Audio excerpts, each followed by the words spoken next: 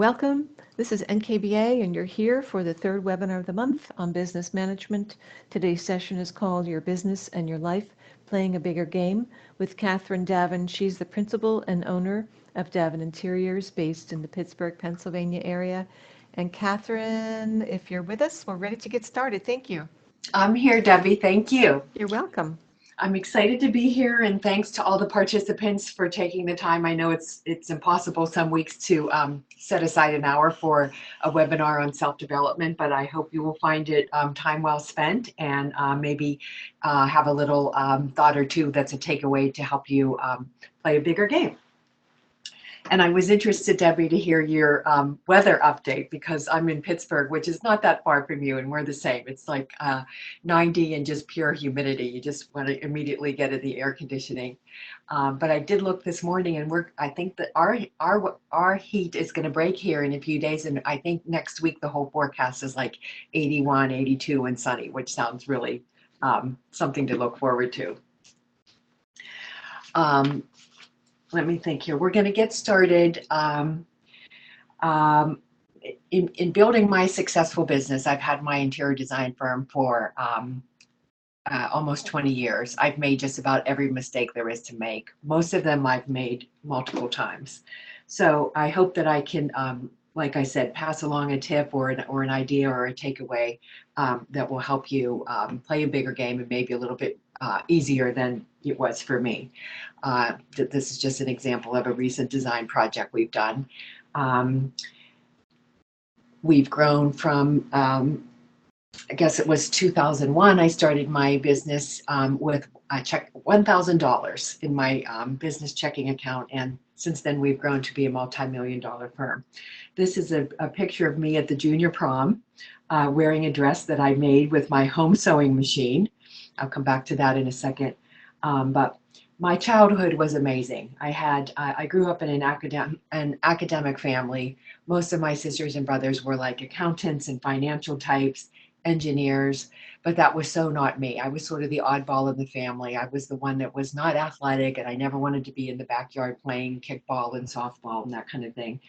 But the interior designer, I think, has always been in me. When I was in junior high, we moved to Pittsburgh, and I left a tiny little Catholic grade school that was very small and sheltered to a bigger public high school. And for the first time, I knew that there was even an art room. And it was so thrilling and fantastic. And I remember copying Andy Warhol's soup cans, poster boards. We got to make sculptures out of pieces of wax and that type of thing. And not too many years later, that's when I learned to sew, and that was my prom dress. And this was something really strange in my family because, like I said, everybody was accountants and financial types. So now it's time for college, and I went off to college for, of course, finance and computer programming because that's how we rolled in my family, even though that was so not me. So I graduated, and after a few really crappy years as a really crappy computer programmer, I somehow managed to find myself into the world of the arts, in the field of interior design in particular. I took some night classes to learn about interior design and architecture and art history and that kind of thing. And I was just thrilled. I remember the day I went to visit the department head at La Roche College, which is where I went for my design degree. And I just, for the first time, saw the course listing, and it had classes like history of art and color theory and great American houses and photography for interiors. And I was just so excited, and it was such a new world to me. And I found that probably I was in my, I don't know, maybe late 20s by then, that I had found my way. I knew this was my passion and my purpose, and this was going to be my life's work. So I stayed there at La Roche College, got a second bachelor's degree, and started working for the first few years in contract design for some architects. And then when I had my children, I found my way, sort of a long story, but I found my way into doing residential work, which I did for a few years. And then in 2001, like I said, I started my own firm with only $1,000 in checking, and now it's a multi-million-dollar company. And looking back and preparing this presentation, it really, I kind of boiled it down to 5 key factors that I think have led to the success that I have had. Those factors are imagination, failure is success, a no excuses approach, team concept, and gratitude.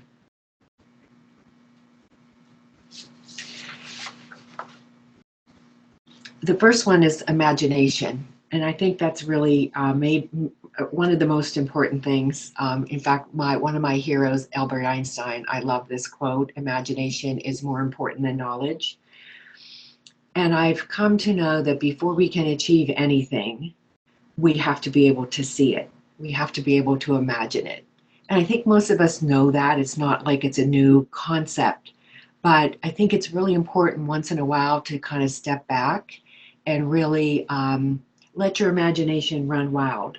When I've done that, like just take time to just dream or daydream, imagine possibilities, dream, think big thoughts. That's when I've really propelled myself forward. I went from thinking on a very small and modest scale when I first started out to creating a bigger vision. I wanted to help more families. I wanted to stretch myself as a business person. I wanted to stretch myself as a creative, as a designer. And I started to really understand, as I got into it for a few years, of how much our work really affects our homeowners as designers, whether you're doing kitchen and bath or you're doing architecture, interior design, landscaping. I think we creatives really understand the impact that our work has on our clients. But all this can only happen if we imagine it first. If you want to create a multi-million-dollar business or a multi-billion-dollar business, if you want to win a gold medal or cultivate the perfect orchid garden, whatever your goal is, it has to be first imagined. And I remember reading years ago a story about Walt Disney, and I thought so many times that Disney in Orlando is only Disney World. I can never remember if it's Disney World or Disneyland. It's the one in Orlando. I think so many times that, and I'm sure this didn't happen. It's just a vision in my mind of Walt Disney standing there and looking at this swampland, this barren, undeveloped, nothing land in Florida. And what it is today is the whole Orlando and entertainment complex, and not only Disney but other parks. It's only there because of his imagination. And I find a lot of times I have kept myself small. I've put myself in that box, and it's self-created, where I just stay in the status quo. Nobody's holding me back but me. So when I really try to push the boundary and stir up a big vision, that's when I've really been able to move the needle forward in the business. And I really try to see possibilities rather than just what's in front of me. And a fun little example of this is if everybody would take a minute to look at this image of an apple in this woman's hand and try to see beyond just what's in front of you. What's in her hand? Is she holding an apple, but is she holding something else? Other possibilities maybe that are there.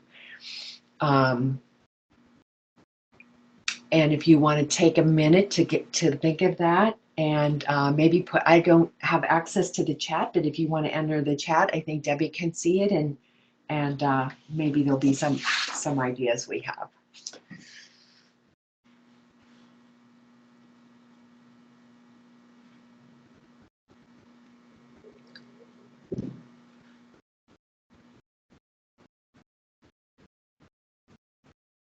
Okay, Catherine. So some people said they see color, they see food, Mm-hmm. they see a thank you gift for a teacher.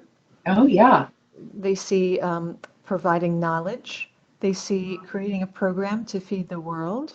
I love it. They see someone giving an apple away. Someone sees life. Someone else says, I see care for something. Someone else says they see promise and hope. Wow, those are great. I'm trying to jot a few of these down. I love all those possibilities. Foundation, there's another one. The whole orchard. Ooh, nice. Mhm. Yeah, I love that one. That's to me, that's sort of the standard classic textbook response is to see the whole orchard. And that's kind of Walt Disney looking at the swampland and seeing the whole entertainment complex instead of seeing the just one apple. You see the whole orchard. And someone sees a delicious apple pie. Oh, I love it. These And are all just such great responses. here's another one. Everyone who worked to get it to her hands. How many people touched that apple? Oh, yeah. That's all I see for now. Okay. That's great Oh, responses, though. It's so interesting to just get, a feel for different ideas that come from different people. I love all of them. and here's one more, vitamins. Vitamins, I love it. Yeah, Thank you, everyone. yeah, thank you. At this point, when we do this as a live presentation, we sit quietly for about 10 minutes and reflect on areas in your life where you think you should sit and use your imagination to maybe create possibilities or see where you put yourself into a box that's self-created. Because this is a webinar format, I don't think we all need to sit here for 10 minutes, but maybe if we just take 1 or 2 minutes and either just kind of jot down or if you have a piece of paper or type into the chat if it's something that you'd like to share. But if we could all just give a few minutes thought to a specific area in our lives, and it could be personal or it could be in business, where it could be better. And maybe you could just take a minute to type into the chat a thought that pops into your mind of how you can use your imagination to make it be better.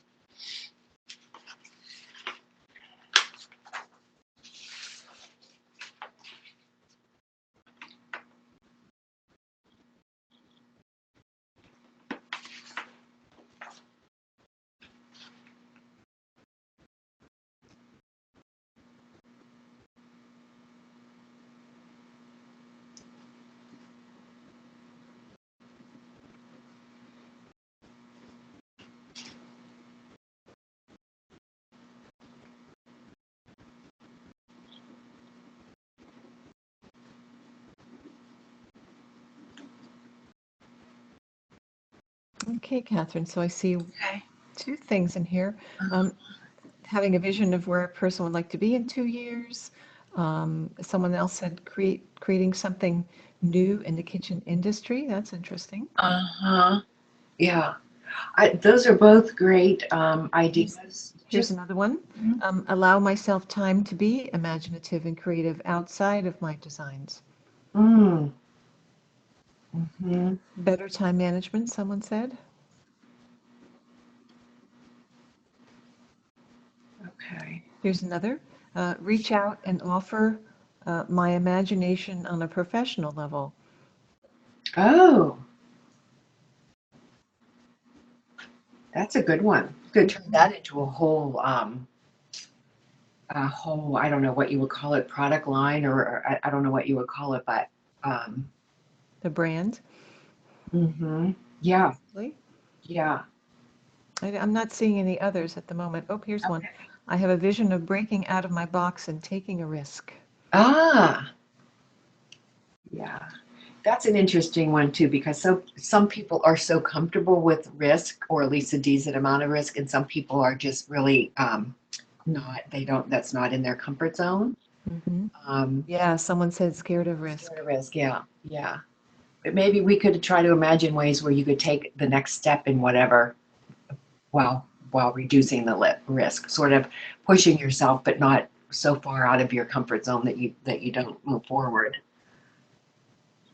Okay, I'm not seeing any others at the moment. Okay. I like the 2-year vision idea too, because I think, I don't know, it was in a completely separate topic. It was a book I read a couple years ago that said, it was something like, I don't know, Harvard Business School grads or something were tracked, and those that graduated and had set their vision, for like 1 year, 3-year, 5-year, 10-year type of thing. Um, they reached goals and reached career highlights or financial goals or whatever they were tracking, much more so than those in the same graduating class that didn't. It was kind of interesting. But I think to have that, the big picture of 5 or 10 year vision, and then break it down into 1 year, 2 year, where you are setting goals or that kind of thing. It's kind of a cool thing. Okay. All right. I think we're okay, Debbie, don't you think, to move on to the next? Yes, thank you. Okay. The next topic was failure is success. And once again, I have to go to my dear Albert Einstein, who says failure is success in progress. And I actually have this, and I look at this constantly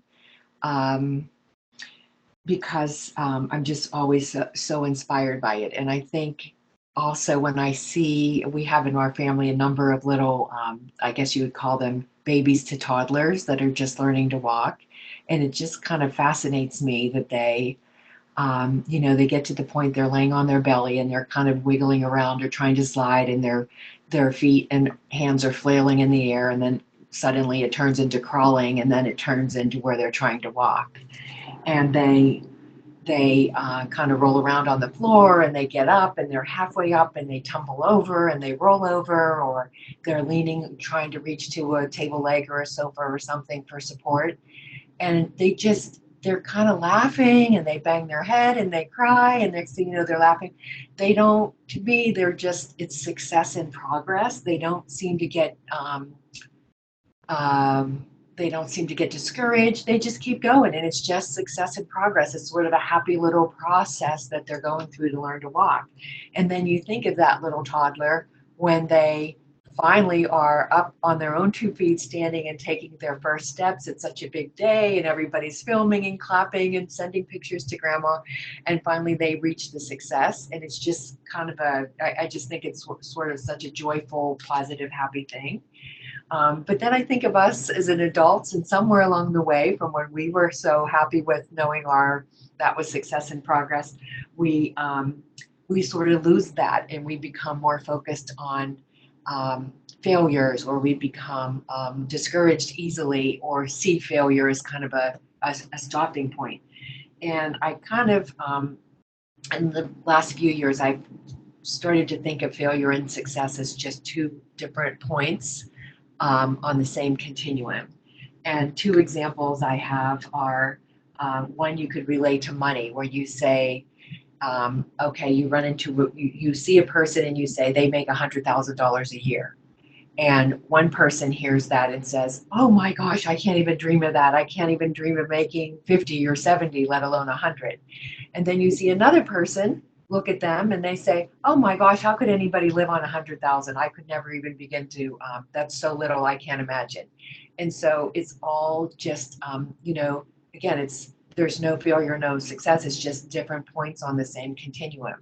And another analogy, I guess, would be talking about weather. We were just referring to our weather forecast for the week in July.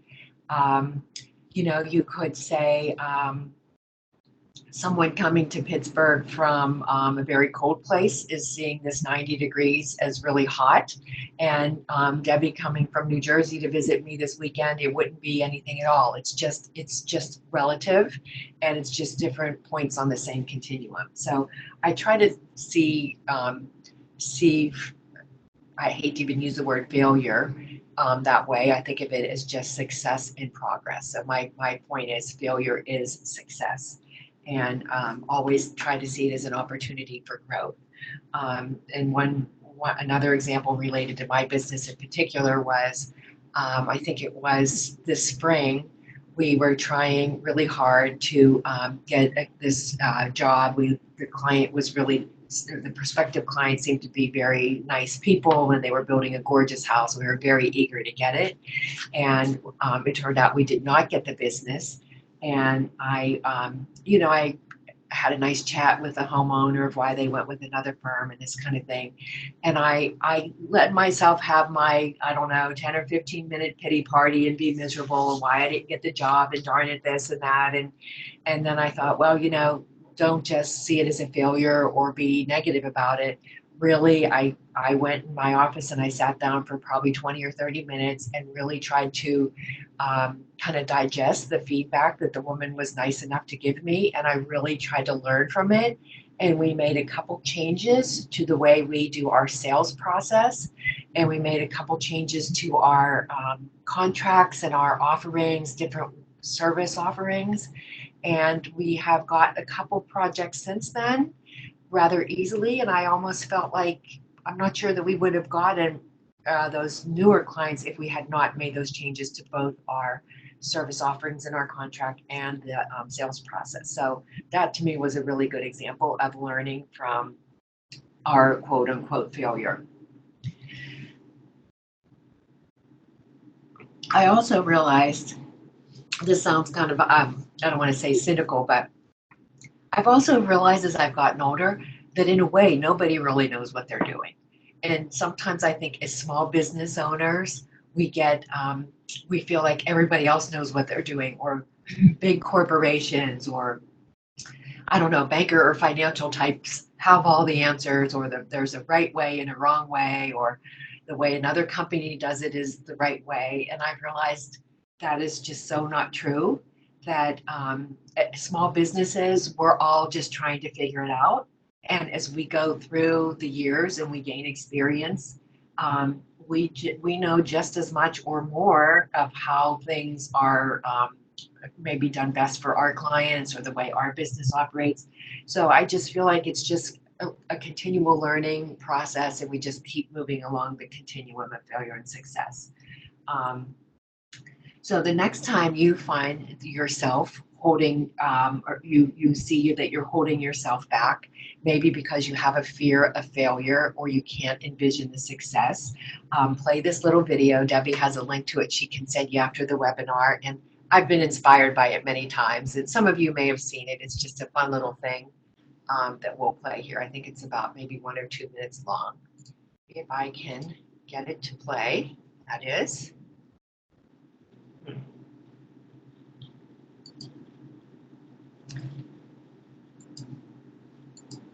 Oh, there it goes.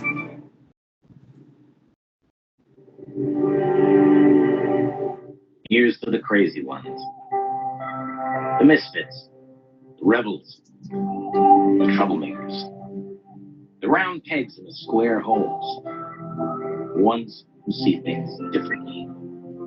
They're not fond of rules, and they have no respect for the status quo.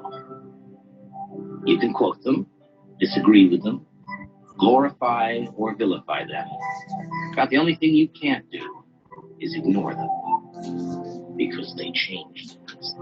They push the human race forward. And while some may see them as the crazy ones, we see genius.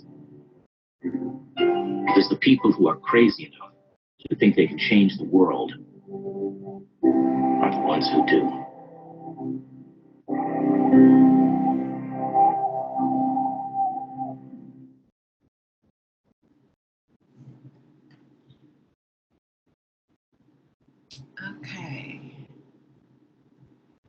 Okay, the next point is gratitude.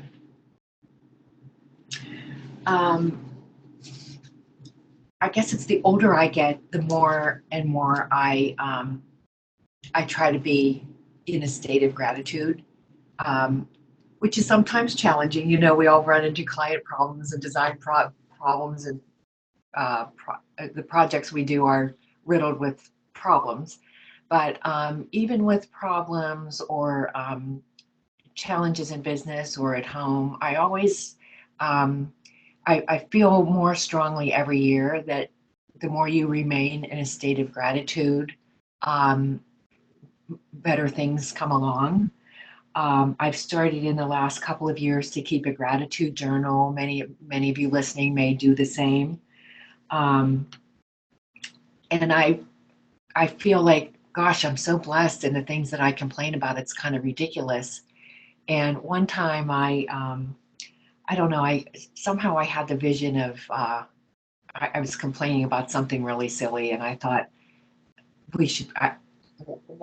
what is it I should be grateful about? That was it. I started to write down 10 things or 50 things or 100 things to be great that I was grateful about. And after a few, I started to run out, and somehow I came along with just be grateful for things like water and air and light and having a breath. And then somehow I started thinking more about the breath. And I thought, well, think of people that are drowning underwater, or someone who's choking on a piece of food, or think about someone who's in a hospital bed hooked up to a ventilator struggling for life. What would those people are all, what would they give for one deep breath? And here I am. I have, the ability to have all the breaths I want and an abundance of fresh air and light and water. And I thought, it's really those very simple and basic things that could be the starting point for gratitude, and then it kind of keeps going from there. And that's really when I started really more and more journaling and keeping a gratitude journal. And the more I do it, the more I'm hooked on it. Is that it seems like just more blessings keep coming your way, and more abundance keeps coming away my way, the more grateful I am.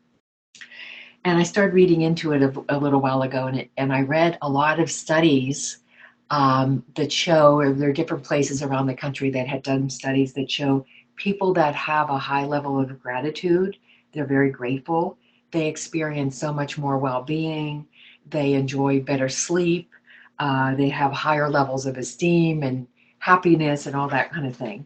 So it kind of proved to me myself, I guess, that it wasn't just kind of silly stuff, that it really made sense. And in business, we think of things like sales or operations, human resources, finance. But I think in my business, at least, and I think for all of us, it's really critical and a game changer to include gratitude as a big part of your business focus, or do things strategically that kind of incorporate gratitude. And I don't mean things like, the holidays, maybe Thanksgiving, a grocery store puts turkeys on sale and call it a customer appreciation event. I think it needs to be a lot more authentic and deeper than that. Um, with my team here at the office, I'm always really careful to point out and thank and show gratitude toward team members that have made an extra effort. I try to do it in front of other team members, and it seems to lift everyone's spirit and increase everyone's enthusiasm and productivity in the job. I think of our customer service reps with some of our vendors.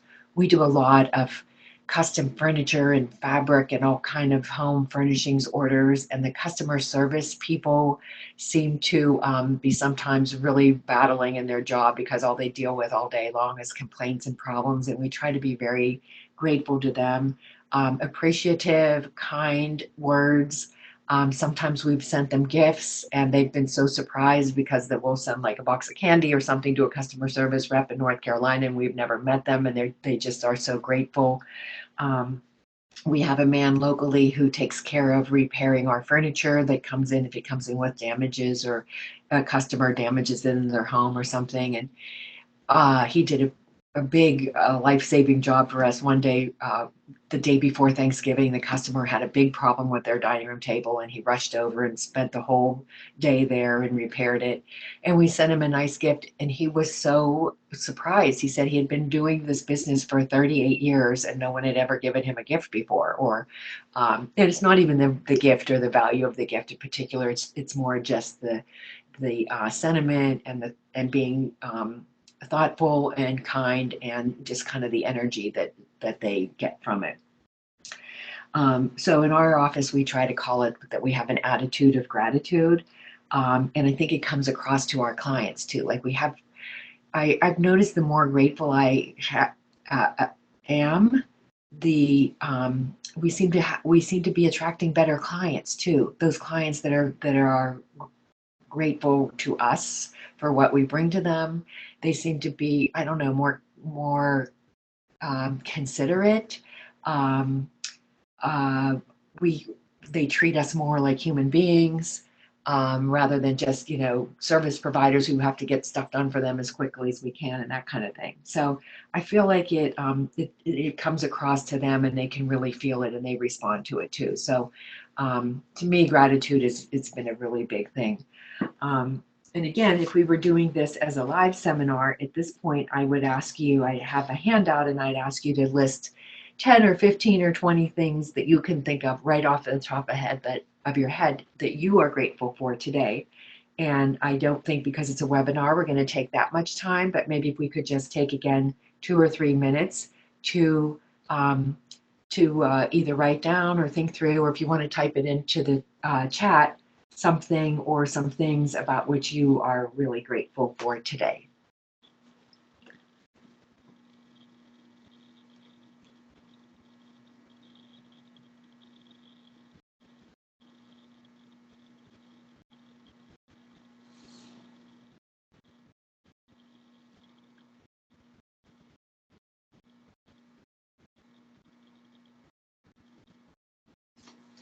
Start reading a couple of those to you, Catherine. Okay. Okay, so one of them, someone said my good health. Someone else said relationships, having good friends, gracious clientele, supportive and generous vendors. Grateful for this person's mentor, Rachel. She's overall an amazing person, designer. Lucky to have her. Aw. A lot of things. Someone else said a lot of things. The ability to listen to your webinar, the sun. Aw. Someone's grateful for the family. That's a good one. For their daughter.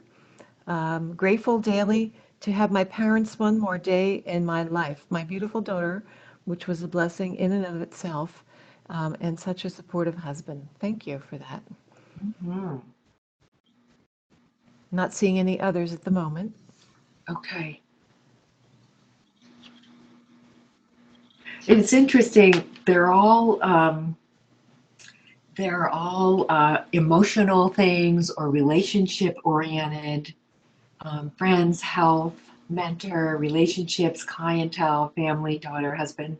They're all intangibles.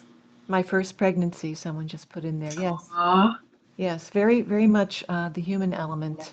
Yeah. Mm-hmm. The human element, relationships.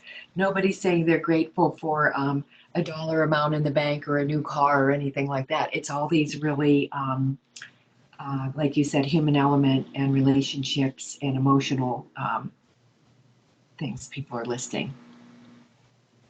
Interesting. Stuff is just stuff, someone said. We can always acquire more of that. Yeah, that's for sure. And then you just get rid of it a couple years later, right? Okay. Do you see more coming in, Debbie, or should we move to the next? I don't see any more at this time. Okay. Thank you. Okay. I'll go ahead then. The next bullet point is team. And I look back over the years, that's been a really important one as well. And it part of it is team that's your staff. And part of it, though, more when I'm referring to team right now, is let me just mute this here. Sorry about that. It's people that I have directly around me. Like I've always had a business coach. Over the past 20 years, I've probably worked with 2 or 3 different, I think 3 different coaches, and every one of them has been an enormous help to me in one way or another. They usually involve quite a bit of time and a dollar investment to have a coach, but the return has always been amazing. Like I think it just like somebody said a few minutes ago, hiring somebody for their imagination. I think that's one thing they've brought me is ideas or seeing things that I couldn't see out of my own limited vision, that kind of thing. Some people like to have a personal trainer to work out with, maybe a therapist, a mentor, a spiritual coach or a spiritual guide or spiritual teacher. So all those people that could be coaches or guides in your life. I have found that to be a game changer. The other thing is, I feel like as a woman and as a business owner and an entrepreneur, over the years, I have less girlfriends, and other women that are in the same position as me say the same thing. It's hard for, if you are a business owner, to talk maybe about your business issues to a friend who might have a corporate job or just a totally different thing. And sometimes it can be somewhat lonely to be a business owner. You can't really confide all the time in your employees or associates about a lot of things. You can't talk about your business all the time at home without driving your spouse or your children crazy. So it can be lonely. And if you have a peer group, that's a really helpful thing. In my town, and I think in many cities around the country, around the world, um, there are peer-to-peer groups, CEO forums. I happen to belong to the WPO, Women Presidents Organization, and the EO, which is the Entrepreneurs Organization. They both have chapters in cities all over the world, and loads of them in the United States. So we meet monthly and talk about business growth and business problems. When you think about it, most small businesses all have the same similar kind of problems and opportunities. So they have been really valuable to me. And I also think as part of a team, it's important to have a support person. And that could be your spouse, that could be a girlfriend, um, someone that maybe is a friend that owns a business that doesn't compete with you, or maybe they do compete with you. Who knows? But I think it's nice to have. I've benefited in my situation. It's my spouse that is a one support person that you know has your back, and when you are ready to go home and cry, they're there to be the shoulder, and they're going to encourage you and cheer you on. And when you have a big victory, they're there to cheer that also and celebrate that. I think that's been a really important thing to me. So over the years, the team, it's been a coach, it's been a peer group, and it's been a support person that have been key elements. The next topic is a no excuses approach. Um, and I have certainly suffered from this. Many of us say we want to play a bigger game, or we want to achieve the next level, or we want to accomplish a goal, but we have every excuse. We say we have no time. We're going to do this when we lose 10 pounds. We don't have the money right now, or when your children grow up, or when you're no longer needing to take care of your parents on the weekend or whatever, you'll get there. But really, when I have gotten to the point where I just kind of get like so annoyed with myself that I say no excuses, no matter what, I'm going to barrel through and get something accomplished. That's when I've really moved forward. And the more I thought about this too, I realized a lot of times when I've had an excuse, I just make it up, and it's because I'm hiding behind a fear. Um, an example is years ago when I was at the point I needed to hire my first employee. My excuse was I said I didn't think I could afford it. I was worried I wouldn't be able to meet the payroll at the end of the month. But when I really thought about it, it was because I had a fear that the employee would do work they would not do the work as well as I would do it. So I was afraid to sort of let go. I was afraid to delegate. I was afraid to let that person make mistakes and grow. And actually, the coach I was working for at the time called me out, and they said, actually, Catherine, they will make mistakes at your expense, and they will not do many things as well as you, but that's how it goes. And if you want to move to the next level, you have to get past that, and you know you're going to be able to meet payroll, and you're going to train them and hire somebody well. So I did. I took the step and I hired them, and it turned out that it was a blessing in disguise, because they certainly didn't do some things as well as I did. But it turned out they did other things far better than I did, things that I maybe procrastinated on because I didn't like or wasn't good at. They were very good at it. So it turned out to be a real learning experience. And now whenever I catch myself making excuses, I try to come back to remembering that and make myself move forward. And I've also come up with a scheme I have an accountability buddy who's a close friend of mine. She also owns her own business in a different profession altogether, but we have lunch together. We shoot for every other Friday, but usually it's every third or fourth Friday. But we do meet regularly, and we sort of give each other 10 or 15 minutes to go through what's happening in life or what's happening in our business.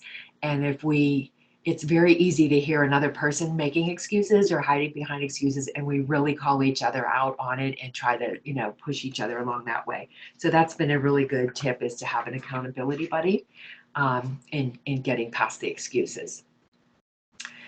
I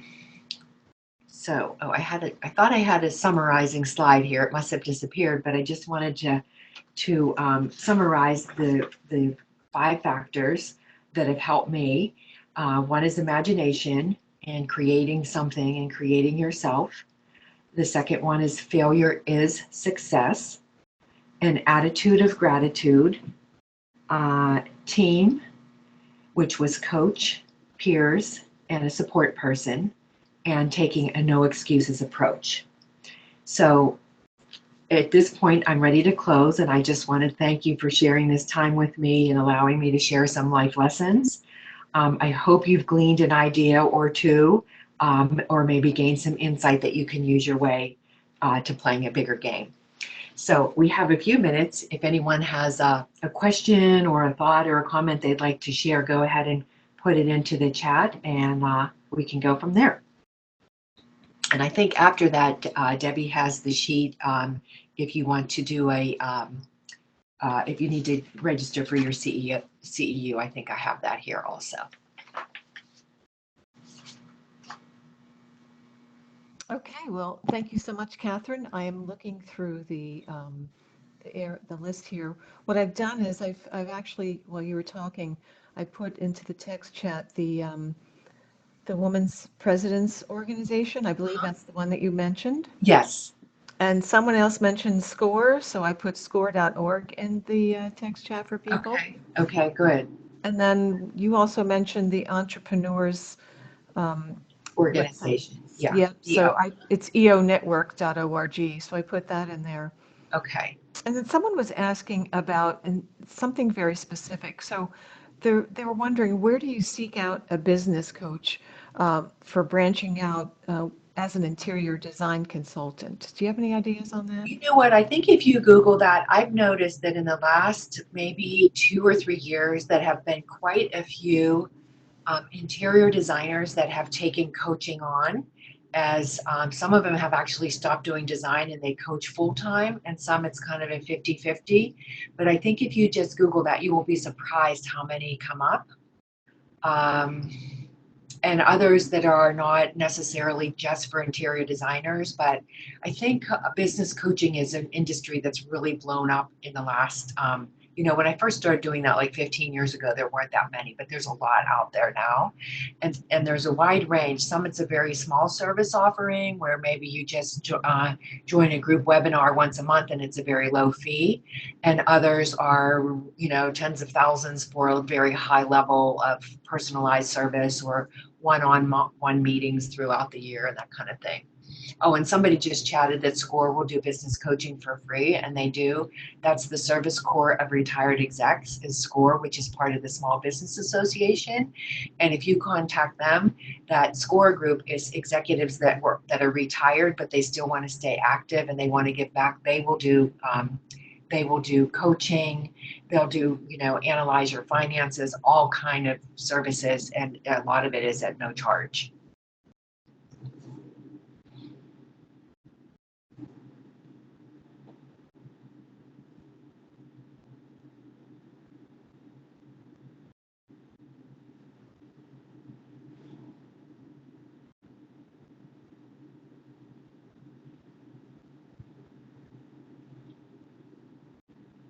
Okay, I'm not sure if we're still on or not. I seem to have lost the I'm sorry, You're I'm there. here. You're still there. Okay. I apologize. Okay. Sometimes it doesn't quite click on. Hello, we're here. Okay. I just saw a hello. Yeah.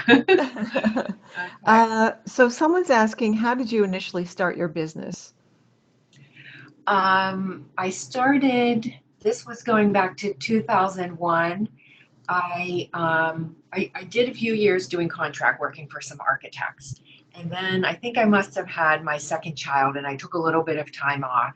And I just didn't want to go back to contract work. It's very, it's long hours and that kind of thing. So a friend of mine had a residential design studio near me, and I worked for her freelance for 2 or 3 years to sort of learn the residential realm, which is quite different than contract design. And little by little, I just started on my own. And I just had like 2 or 3 women I met or I knew. One was a neighbor that lived in my neighborhood, one was a family friend. And I started very small. Literally, the one gal wanted just like some artwork and a couple lamps or something like that. And I opened a few accounts. If you remember, 2001 was the year we had the bad 9/11. And I went, and High Point Market was in October, and 9/11 happened in September. So I went, I think it might have been the first time I went to High Point by myself, and I opened some accounts. It was a very slow market because of 9/11, and so they let designers open accounts with very small minimums. So some of those accounts, believe it or not, I still have today. Like you could literally walk into a showroom and just order a couple lamps, and you would have an account or something. Um, it was just because it was a bad market because of 9/11. So I literally just started small. I did drawings at that time on paper and pencil by hand. I worked out of my home for the first maybe 1 or 2 years until we grew out of there. And then I rented a small office space. I think it was only 400 or 500 square feet. And it was just me for a couple more years until I reached that point where I had to face the music and realize I did have to hire my first employee. And we just kept growing and growing from there. And I'd say maybe about 6 or 7 years ago, we moved to a bigger studio, and I have, a staff now and that kind of thing. So just very much one client at a time. Oh, great. Thank you, Catherine. So someone's asking, what characteristics should you look for in a business peer? Um, for me, it's somebody who will say it like they see it. Um, that like the no excuses, my accountability buddy. I don't, and part of it, we just meet for lunch once every couple Fridays because we're friends. We just enjoy each other's companies. Our kids have grown up together, that kind of thing. But the accountability buddy part is we can be very frank with each other. Um, we can call each other out and say, hey, you're just that. I've heard that excuse for 2 or 3 months now. It's time to make a decision and get going. The first time around, maybe it's really something you have to think about or let it marinate for a while. But when I hear you complaining about the same problem 2 or 3 months, it's you're hiding behind an excuse. So to me, it's somebody who can be very that that can really we really do push each other forward. We don't just kind of sympathize or commiserate. We really actively try to help each other grow. Oh, great. That's good, some good insight. Thank you, Catherine. Here's another one. Do you think there is any value in participating in Board of Trade in local areas or charity events, offering a consultation of 2 hours, etc.? I haven't done that in a long time, but when I started out, I would say the first 6 or 8 years of being in business, I did that a lot, and it was really worthwhile. Every single time I um, did something like that, it seemed to come back to me. If you do a consultation or a gift card or something like that, I mean, people at a charity event are not going to bid on that consultation unless they're thinking, maybe I can get this lady to come help me do my living room. Let's bid on this consultation. And it always would turn into a client. And so I would say yes. And I try to, if you're donating an item, I try to donate something that's interior design related. not something that's a sort of a weird thing that nobody would want, but like a lamp or something that's easy to use in many different rooms or many different styles of home or something like that. So it would be a nice thing for people to bid on. I'm sorry, can you hear me, Catherine? Yes. And then what about, so is that also your answer to about participating like Board of Trade? Or is that a slightly different thought on that? I don't know. What was it? Board of Trade? I'm not familiar with that. Yeah, I'm not either, but that's what they're calling it, Board of Trade, in local Okay. areas. Okay. Yeah, it might very well be like some type of maybe design, being a designer on a board for some company that does design work. I'm not clear on what that is. Okay. But anyway, I just thought I'd add that comment. And then there's another one here. So you did talk earlier about your business and how you got started. And someone is asking, so how did you shift from thinking small to thinking multi-million dollar business? Um, I think it was sort of a long process. And I think one of my coaches that I worked with for a long time was a big thinker and planted a lot of seeds in my head. And that's when I started to realize, hey, I'm thinking so small just because that's how I'm thinking. There's no reason. And it just kind of opened my eyes working with this coach. That you can you can grow or evolve your business in whatever way you want. It does, so I think it was just a very long, years long process. um, like I said, the first, I don't know, 5 years or more, maybe 5, 6, 7 years probably, that the business was much smaller, and then we started to really ramp up as I got these ideas in my head and that kind of thing. But I think it was just a very long evolution, but the seed was working with this coach who was a big thinker. Great, thanks, Catherine. Here's another question. What knowledge did you seek while growing your business that you felt became a big part of your success? um, Part of it, I think, is knowledge of our industry. Like the more you do interior design, you get better at it. And I travel a lot, and I'm always doing doing interior design related travel. Like if I'm going to a city, I'll go to the art museums or I'll do a house tour. Um, I'm always reading. I mean, my design library is huge. All the big, the icons of our industry or the big names that are working now. I just devour all the books and reading and online. So what was the question again? I think I've gotten off track. Well, they were asking what type of knowledge that you would seek while growing your business that you Okay. felt became a big part of your success. Okay. So a lot of it is that I think just learning about design from reading and traveling, that kind of thing. Part of it is more the technical, um, going to things like KBIS, Kitchen and Bath Industry Show, going to the some of the designer other trade shows, like going to High Point Market and just constantly learning. I feel like to design a luxury home that's a modern home, it's quite complex and sophisticated. If you think of everything from kitchen and bath and appliances and plumbing and home automation and all the different trends, it's a lot. And so I think for me, it's been constantly learning and growing and going to shows and reading and that kind of thing. Okay, great. Oh, someone was asking if you'd be speaking at KBIS 2020. Oh, I did let's see, 2019, 2020. No, I told Debbie on the phone, I'm going to actually be in Paris for an industry event. So, and the dates overlap, but maybe 2021, we'll see. Oh, great. And here's a comment. So in Canada, we have a board of trade groups where entrepreneurs and business owners support each other and offer the community their services. That's interesting, Jane. Thank you. Yeah.